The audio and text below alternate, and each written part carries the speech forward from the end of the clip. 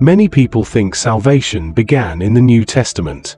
But long before the cross, God had already revealed himself as a God who saves.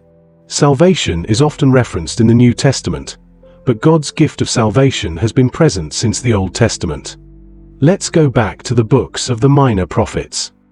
Through the Minor Prophets, we see the depth of God's love, his relentless pursuit of his people, and his unwavering desire to keep them in a place of salvation. Time and time again, God reveals his undefeated claim over his people through faithful love, mercy, and restoration. To better understand this, let's take a brief look at the history and root of the word salvation. The word salvation comes from the Latin word salvatio, meaning deliverance, preservation, safety, and healing. The key idea behind salvatio is not just being saved from danger, but being made completely whole. In Hebrew, however, salvation was experienced through action and lived reality. It was more physical and literal than abstract or purely spiritual. The primary Hebrew word for salvation is yasha, meaning to save, deliver, rescue, or give victory. From this root word comes Yeshua, which means salvation, deliverance, victory, and help. And from Yeshua comes Yeshua, the Hebrew name behind Jesus, meaning Yahweh saves. To the Hebrew mind, salvation meant being delivered from real and tangible dangers, enemies, death, exile, famine, drought, and plagues.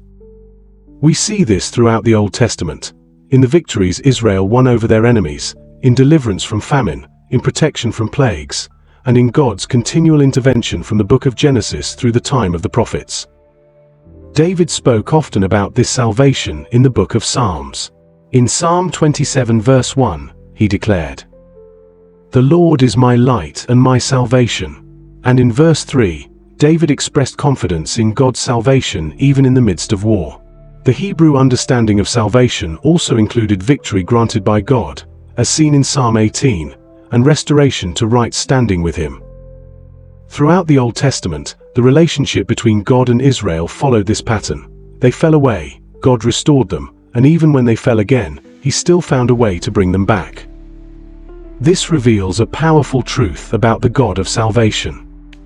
So when we say, "the God of my salvation," we are not only saying, "the God who delivered me from sin and brought me into righteousness." We are also saying, "the God who defends me, the God who gives me victory in battle, the God who never gets tired of restoring me to right standing with him, no matter how many times I fall away."